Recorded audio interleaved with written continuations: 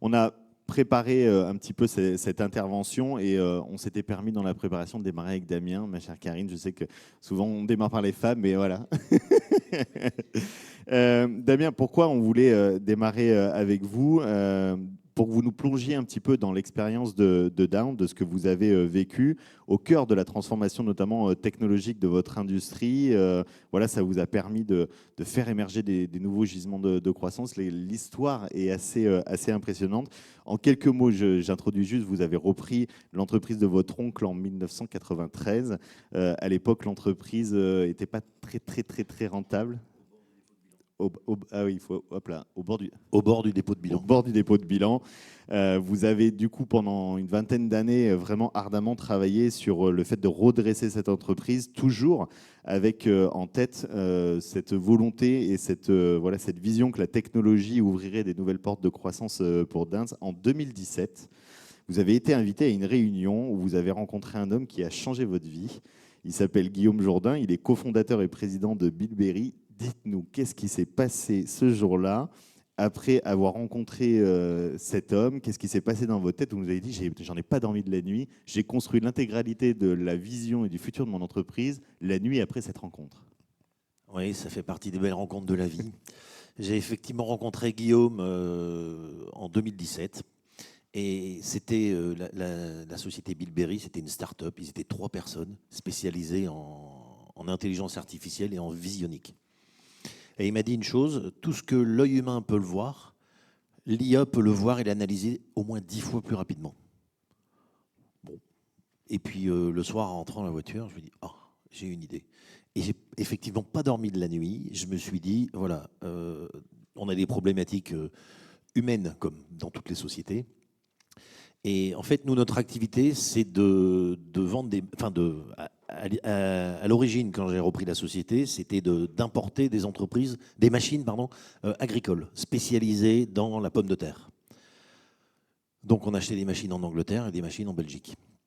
Et donc, au début, je faisais que d'acheter et vendre. En 2006, je suis devenu constructeur. Donc, j'ai racheté Downs, la société anglaise. Mais j'ai rapatrié toute la production chez moi. Et donc, je rencontre Guillaume. Et dans la nuit, j'ai complètement pensé une nouvelle machine. Avec des prises d'images. On est capable d'analyser 35 millions de photos par heure. Donc, c'est du très gros débit. Ce sont des pommes de terre qui viennent directement du champ. Donc, il peut y avoir plein de terre. Et on est capable d'enlever les mottes, les cailloux, les pommes de terre vertes, les couper, les difformes, les pourris, les crevassés, les germés, tout ce que vous voulez, on peut enlever. Et au fur et à mesure que je trouvais une idée, que j'avais une idée, bah j'avais d'autres problèmes qui venaient. Et en fait, le lendemain matin, je l'ai rappelé. Et puis je dis, Guillaume, il faut absolument qu'on se voit. Ce qu'on a fait le surlendemain. Et à partir de ce jour-là, en toute confiance, on a travaillé vraiment en toute intelligence et en toute confiance. On a créé le Crop Vision. Crop, c'est tubercule, donc c'est la vision des tubercules pour pommes de terre. Et maintenant, on l'a lancé la semaine passée en oignon. Et ça a changé l'histoire de votre entreprise? Ah, ça a complètement changé l'histoire de l'entreprise parce que on était en 2017, on devait être 40 personnes. En 2017, on faisait un chiffre d'affaires de 7 millions d'euros. On est 108 maintenant, on a 34 personnes en recherche et développement. Oui, ça a complètement changé la vie de l'entreprise. On vient de faire des investissements de plus de 10 millions pour créer une nouvelle unité de production. C'était top. C'est une belle histoire. Incroyable. Tu vas nous raconter quand même après un peu dans le cœur du sujet, les opportunités, tout ce qui a ouvert. Ça, je vais poser la question à Karine de nous parler un petit peu de Sewozi. On reviendra bien sûr au cœur de toutes ces opportunités que vous ouvrent ces transformations digitales et technologiques. Karine, toi de ton côté, tu diriges alors le groupe J3C Invest qui a différentes structures, dont Sewozi, où le digital a toujours été au cœur de cette transformation d'entreprise. Ton beau-père, Jacques, que l'on a bien connu, a toujours impulsé cette transformation digitale au sein de Sewozi, ce qui vous a permis aussi, dans un moment tragique de la perte de Jacques, de reprendre aussi et de vous aider dans cette reprise d'entreprise. Est-ce que tu peux nous parler déjà un peu de l'histoire de Sewozi, de ce que vous faites, où en est aujourd'hui l'entreprise et du chemin que tu as repris? Alors, tu es passé au To Cloud en 2024, et comment toutes ces transformations t'ont amené aujourd'hui à créer le groupe groupe que tu as. Exactement. Donc moi, c'est bon. C'est bon. Moi, je verrouille des portes. On est fabricant de verrouillage électromagnétique sur le site de Haguenau. Et depuis peu, on a racheté une entreprise dans la détection périmétrique. Donc ça reste dans le domaine de la sécurité. Mon père, effectivement, était un passionné des nouvelles technologies. Et donc c'était comme un enfant à Noël quand il avait le dernier iPhone ou autre. Enfin, c'était assez fun. Et on a commencé notre transformation. Enfin, on a toujours eu un seul objectif. C'était supprimer les tâches chronophages pour nos collaborateurs et ne garder que celles à plus-value.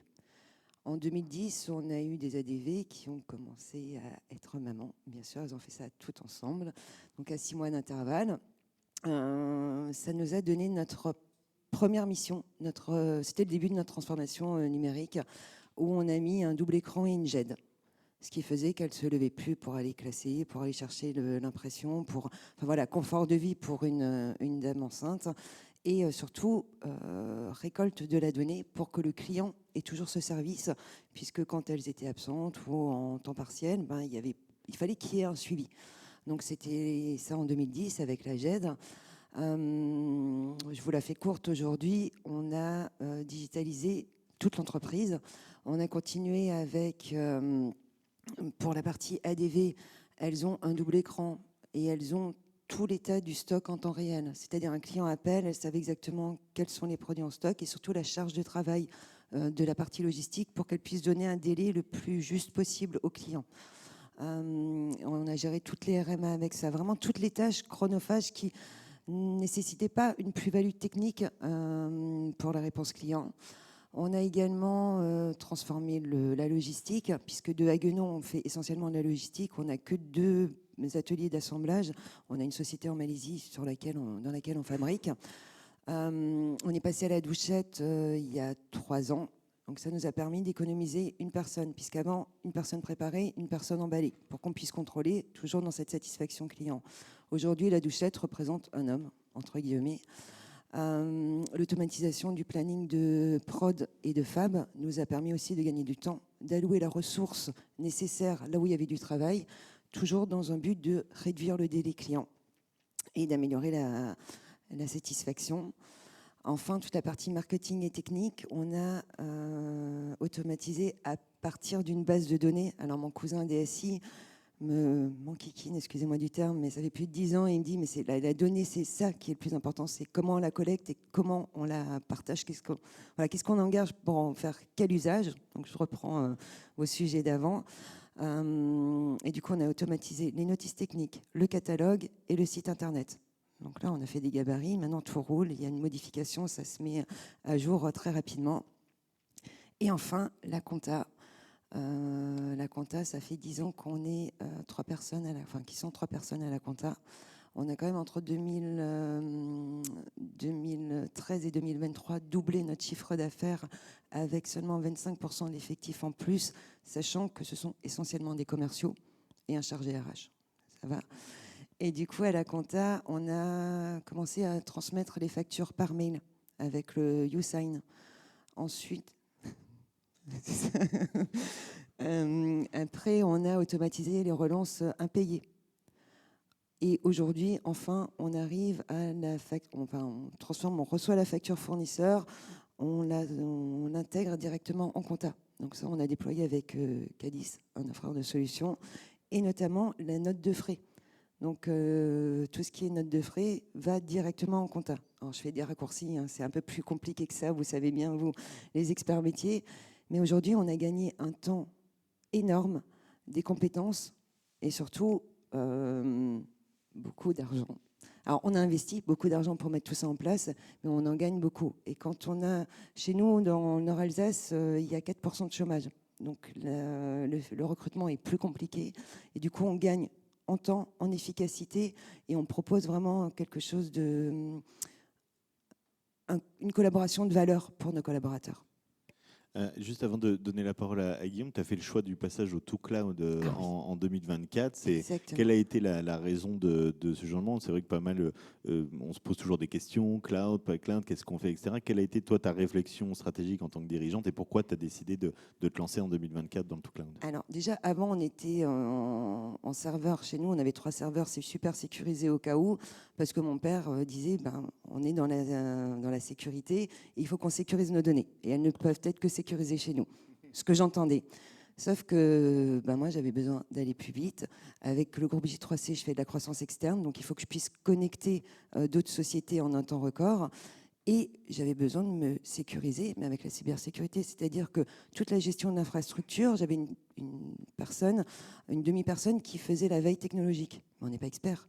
Donc il fallait que je sois sûr que mon infrastructure soit tout le temps la plus saine possible, que je puisse connecter des personnes ou des sociétés en un temps record et que je puisse ouvrir aussi au futur avec la cybersécurité. Les hackers sont beaucoup plus forts que nous. Donc voilà, c'était ce côté sécuritaire que je cherchais avant tout, gagner du temps et pouvoir connecter en un temps record. Merci beaucoup, Karine. Guillaume, Visiative est au cœur de la transformation digitale des PME et des ETI. Quand tu entends le témoignage de Karine et Damien, qu'est-ce que tu notes, qu'est-ce que tu identifies dans tous ces défis et ces opportunités que les PME et ETI vont saisir quand elles se transforment digitalement et technologiquement, comme le fait aussi Damien avec ces nouvelles machines? Alors moi j'ai une chance inouïe, comme Quentin, c'est que je suis au cœur des industries et j'accompagne des dirigeants et des entrepreneurs tous les jours à mettre le digital au service de leur stratégie d'entreprise. Donc je ne mangerai plus jamais des tartiflettes de la même manière, depuis que je connais Damien. Et quand je pousse une porte, je regarde toujours si c'est Ozzy qui l'a fait. Donc, mais en fait, ça rythme mon quotidien et au-delà de la boutade, c'est une vraie passion d'accompagner des dirigeants à structurer le digital, puisque même si on est tous derrière nos smartphones en parlant de l'IA, la réalité derrière, c'est qu'il y a une certaine incompréhension de ce que le digital peut apporter. Et donc, un de nos métiers, c'est de faire en sorte que le digital serve les enjeux stratégiques de l'entreprise et vienne faire de l'additif. Karine ne le raconte pas, mais pour la petite anecdote, parce qu'on oublie un peu ce temps, on imprimait beaucoup de papier et son père, il a mis l'imprimante à côté des toilettes pour que personne n'aille chercher le papier, c'était trop loin. Et c'est pour ça qu'il a réussi aussi. Donc il y a de la méthode, il y a de l'accompagnement et parfois il y a beaucoup de bon sens. Donc moi j'ai une chance, c'est que je suis le Tinder du numérique. Je match les besoins que je trouve sur le marché et je viens leur proposer pour faire en sorte que je sois un partenaire de recommandation des outils digitaux. Et évidemment, je le rythme à travers des feuilles de route. Et moi, mon job à moi, c'est d'écrire des feuilles de route digitales qu'on puisse exécuter de manière la plus pragmatique possible et en donnant du liant dans tout ça, en amenant les collaborateurs. Donc parfois on sait faire, parfois on ne sait pas faire. L'objectif, c'est d'accompagner les entreprises dans ce développement, chez Visiative en tout cas. Juste avant de rentrer au cœur des projets de COSI et de Downs, aujourd'hui, les raisons numéro 1 pour lesquelles les PME et les ETI que vous accompagnez s'engagent de manière beaucoup plus intensive dans cette transformation digitale et technologique, c'est quoi?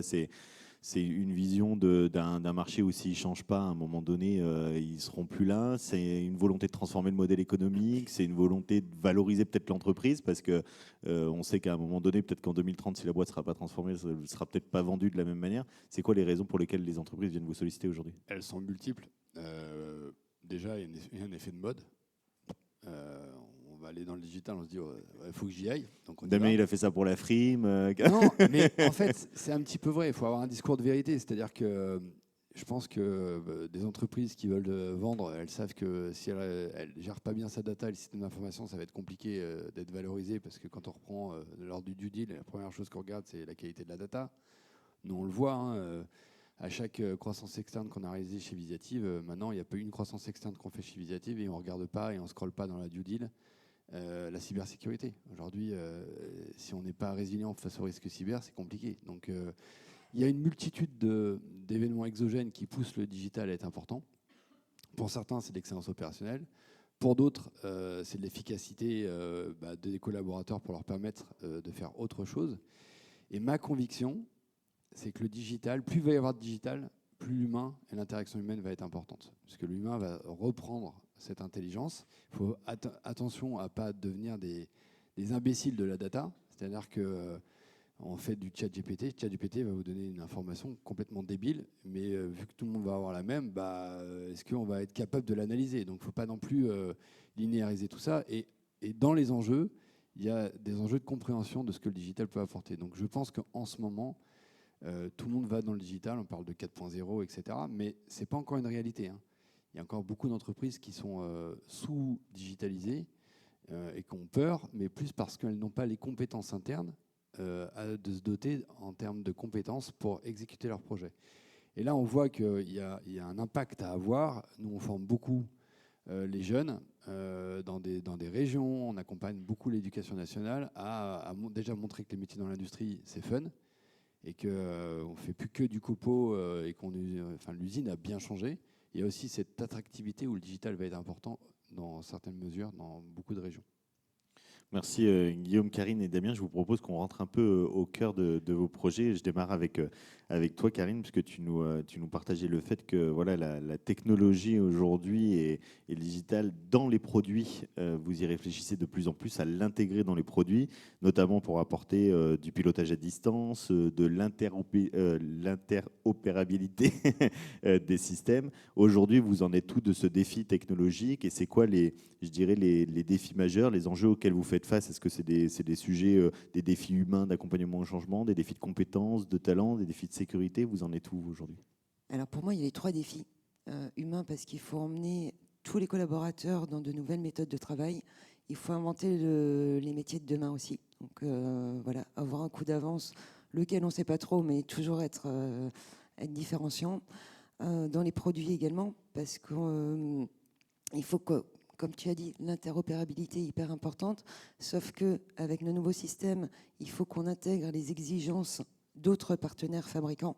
Donc, ce n'est pas évident. Et comment garder ce coup d'avance en gardant un secret de fabrication, mais en ouvrant assez. Enfin, voilà, là, on est un peu border sur 2 choses, mais on y arrive doucement.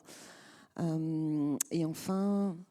C'est aujourd'hui les compétences, la sécurité notamment, parce que tu nous dis, moi ce que je rêverais, c'est que demain tous mes produits soient pilotables à distance, etc. Mais ça veut dire que vous êtes sur des éléments de sécurité, des verrouillages, etc. Ça veut dire que n'importe qui pourrait potentiellement prendre la décision d'ouvrir ou de fermer des endroits qui sont plus que sécurisés. Exactement. Et donc, il faut toujours qu'on intègre ce secure element particulier qui s'adapte à chaque produit, à chaque protocole. Et plus on va ouvrir, plus ça va être interopérable, plus cet élément de sécurité doit être fort et non compréhensible par tout le monde. Donc c'est ça qui est très compliqué et on avance doucement mais sûrement sur des produits et des protocoles. Et ça veut dire du coup vous ouvrir à des nouvelles normes, des nouvelles réglementations, des nouveaux audits qu'il va falloir passer pour être sûr que votre produit puisse être commercialisé dans les conditions de sécurité demandées par le marché aujourd'hui. De plus en plus, et alors c'est comme toutes les normes, comme tous les audits, ça coûte cher pour souvent pas grand-chose, mais ça nous permet d'ouvrir un marché. Voilà. Il y a un sujet qui est important dans ce que Karine dit, c'est qu'il y a une nouvelle norme européenne qui arrive dès 2026 sur le passeport digital.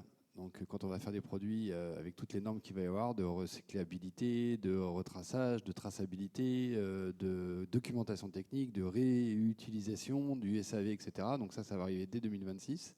Et associé à ça, il y a une nouvelle norme qui va arriver qui s'appelle NIS 2, qui est un nouvel segment de cybersécurité quand on fait du produit. Donc, tout fabricant de produit va devoir le garantir résilient face au risque cyber. Donc, c'est des enjeux digitaux qui sont sous-jacents. Alors, je ne parle pas de la CSRD, etc., qui arrivent dans nos entreprises, mais tout ça, c'est des enjeux sous-jacents qui viennent complexifier le rapport au digital, mais qui vont avoir aussi son lot d'importance. On parle d'éco-conception, etc. Donc, de plus en plus, il va falloir regarder attentivement ces sujets-là. Damien, tu nous as un peu teasé le projet. Est-ce que tu peux nous en dire un peu plus maintenant voilà, c'est quoi ce projet du coup qui est né dans ta tête, qui a émergé? On parle de quoi concrètement? Quels ont été les défis, les enjeux humains, avec qui tu as travaillé? Et puis ça a ouvert quoi comme porte et comme opportunité dans ton entreprise? Alors, la pomme de terre, c'est le premier légume au monde. On en mange tous, mais c'est le premier légume au monde. Le chiffre d'affaires de la pomme de terre est supérieur au chiffre d'affaires de la pomme, de la poire, de la tomate, de tous les légumes quasiment réunis. On était 1 milliard en 1800, on vient de passer les 8 milliards, et dans 2050, ils annoncent 10 milliards de personnes. C'est pas avec des CRL qu'on va nourrir la population mondiale. Donc il y a de plus en plus de monde, il y a de moins en moins d'agriculteurs, les gens vivent plus longtemps et il faut les nourrir sereinement avec de la production locale. C'est un peu notre Everest, je pourrais dire notre Vendée Globe, mais c'est plus l'Everest. Donc voilà, le projet a complètement révolutionné la société. Il y a je vous ai dit tout à l'heure, on a 34 personnes en recherche et développement. Il y a des métiers qui sont chez nous maintenant que je ne connaissais pas il y a 2 ans. On a des algorithmiciens, on a des chercheurs en intelligence artificielle, on a des développeurs back, des développeurs front, des ingénieurs réseau, des data scientists. Enfin, je connaissais de nom, mais concrètement, je ne savais pas ce qu'ils faisaient derrière tous ces termes un peu barbares. Donc voilà, on a vraiment décidé de reprendre notre avenir en main. Tu as parlé tout à l'heure de BillBerry. BillBerry a été racheté par une boîte américaine qui s'appelle Trimble. Plus de 50 millions d'euros pour une start-up qui n'a jamais gagné 1 euro. Derrière, Trimble a déjà revendu la partie agriculture, pour plus d'1 milliard à un groupe qui s'en fout complètement du crop vision et de toute la partie IA pour le crop vision.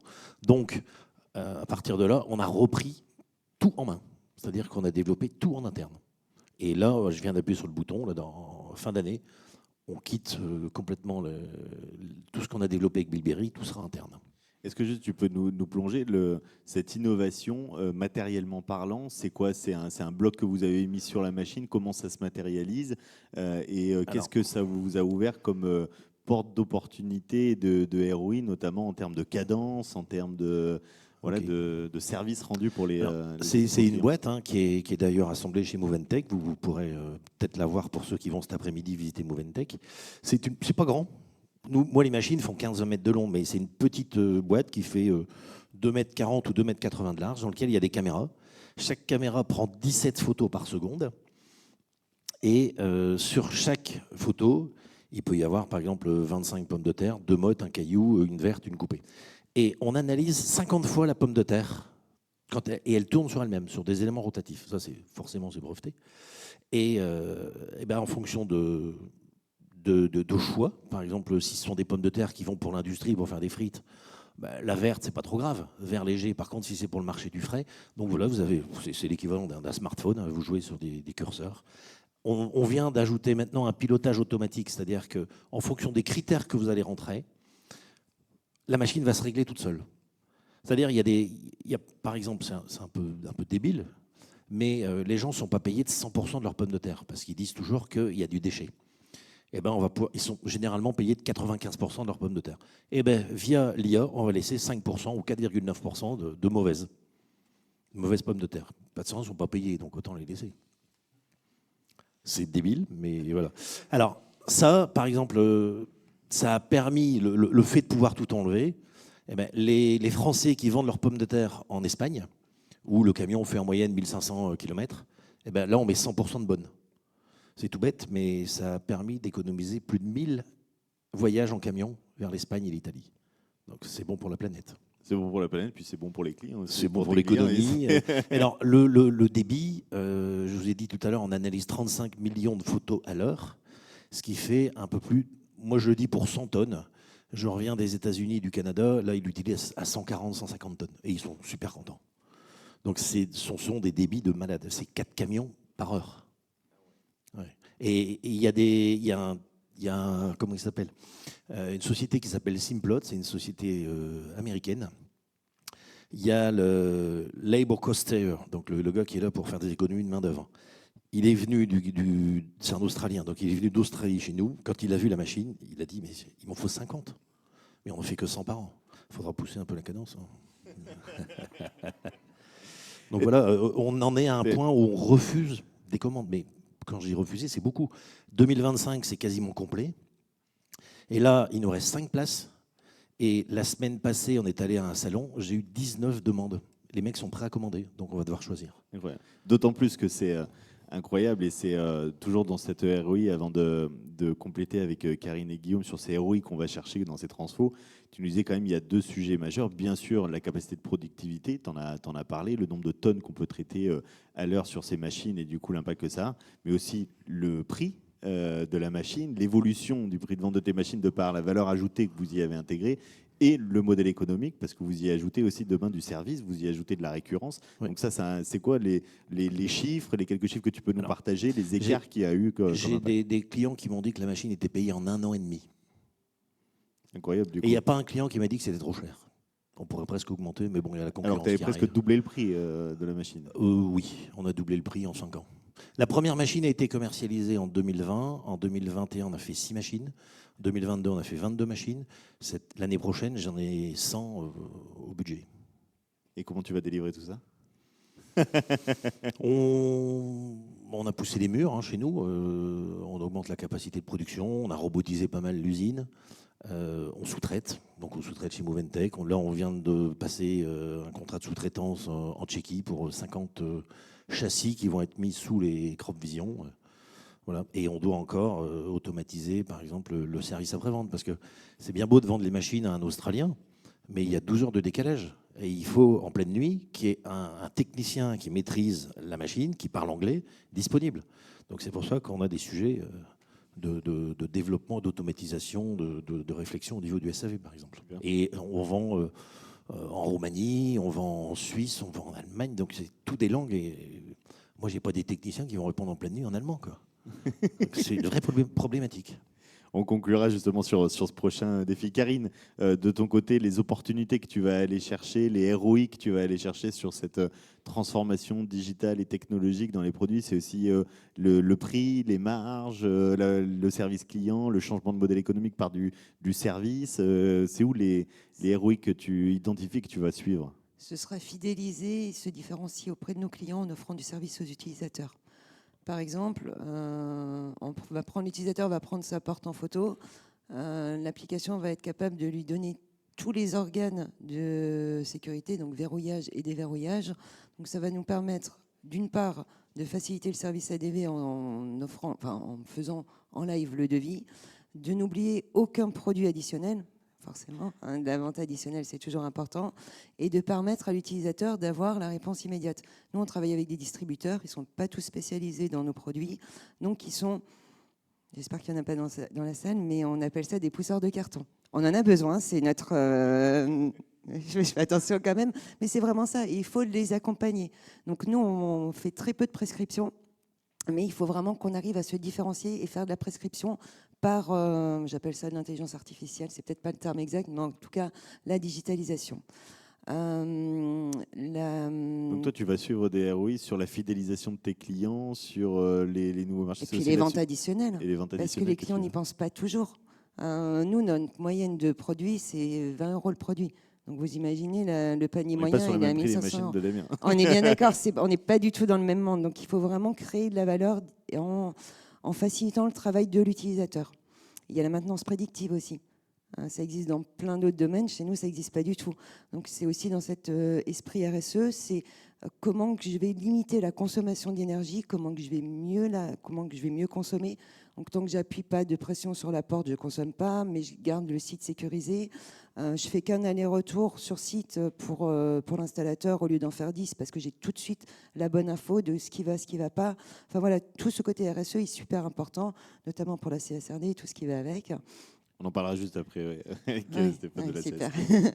Mais voilà, c'est plus vraiment ça. Et après, c'est d'avoir une plateforme pour l'utilisateur qui va reprendre sur une seule et même application tous les produits qu'elle a donc l'interopérabilité avec les autres produits pour que tout soit simple pour lui. En fait, faciliter l'accès à la donnée, aux informations, aux utilisateurs et puis bien entendu, mettre toujours nos marques en avant pour qu'il y ait ce roulement.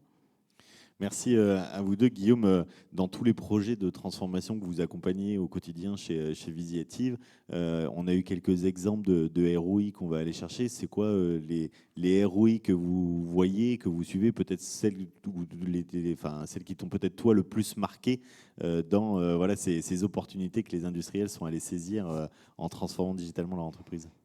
La question, je ne l'avais pas prise, celle-ci. Un ROI dans le digital, c'est quand même pas super simple, hein. On voit bien quand on achète une machine combien on va produire en plus. Quand on met dans le digital, c'est un petit peu un pari sur l'avenir. Donc maintenant, on a un peu plus de retours, et notamment sur des cas spécifiques. Le premier ROI, il est avant tout la capacité à croire que ce que tu vas faire demain va amener de la productivité sur des ventes, sur du marketing, sur de la reconnaissance, sur un changement de modèle, etc. J'ai une expression d'un grand philosophe qui dit toujours, parce que c'était Vaiana, et bon, je vais donner la mienne, avant c'est trop cher, après c'est trop tard. Celle-ci, elle est vraiment très vraie dans le digital. C'est-à-dire qu'à force de reculer des investissements qu'on ne veut pas faire, il y a un moment donné, tu es acculé, et quand tu les fais, tu te tapes une dette technique à converger qui est horrible. Donc il vaut mieux le faire de manière progressive, avec un filet de gaz en permanence pour que tes ROI, en fait, tu les vois dans la durée et d'accompagner tout ça. Donc pour moi, le plus grand ROI, c'est l'humain dans les entreprises parce qu'il faut qu'elles aient du bénéfice au quotidien.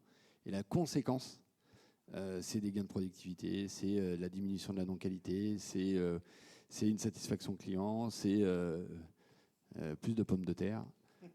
Ou moins de trajets, parce qu'on parle aussi de l'économie circulaire, hein, mais c'est qu'est-ce qu'on va faire avec notre planète, hein, parce qu'il va falloir aussi consommer digitalement responsable. Donc on parle de nouvelles notions, hein, on parle de FinOps, etc. C'est super obscur pour l'instant. Tu nous fais quand même un mot sur FinOps. Ouais, c'est, allez, c'est je l'ai dit. un mot quand même, parce que c'est FinOps, intéressant. c'est la même allégorie que quand tu laisses ton petit garçon, j'ai un petit garçon de 5 ans qui oublie d'éteindre les lumières tout le temps, je peste. Mais quand tu laisses la lumière allumée et que tu t'en vas de chez toi, ton compteur EDF, il tourne. Et bien, FinOps, c'est exactement pareil. Quand tu laisses tes collaborateurs consommer du cloud, ta facture, elle tourne. Et FinOps a la capacité de rendre de l'intelligence, à concevoir des applications qui te permettent de consommer digitalement plus responsable. Et ça va devenir extrêmement important pour maîtriser sa facture digitale. C'est un peu encore loin de nos entreprises, mais ça va vite arriver aujourd'hui en pilotage et en management dans les entreprises. Avant de conclure avec les défis 2025 de Karine et de Damien, est-ce que tu peux nous dire, toi Guillaume, dans cette industrie que l'on voit quand même de manière assez chahutée dans pas mal de sujets, cette transformation digitale, cette transformation technologique, c'est quoi pour toi, ou les grands défis que tu vois en 2025, ou ceux sur lesquels vraiment les PME et les ETI doivent essayer de réfléchir ou essayer d'avancer? Je pense qu'il faut prendre le digital par les usages, on en a parlé maintes et maintes fois. Il faut regarder qu'est-ce qu'on veut faire, mais il faut avoir une feuille de route. Cette feuille de route, il faut l'écrire et il faut l'exécuter. On exécute des feuilles de route de business plan dans nos entreprises, croissance externe, croissance organique, etc. Le digital, c'est exactement pareil. Néanmoins, en 2025, vu que ça se tend un petit peu, légèrement, moi j'ai coupé BFM du coup pour plus écouter cette nauséabonde, mais c'est vrai, je préfère écouter Damien et Karine. Pour le coup, ça me donne vachement plus la banane. Par contre, on va se concentrer sur des sujets prioritaires de productivité, etc. Donc, comment la techno peut amener de l'efficience opérationnelle en 2025, je pense que ça va être un maître mot.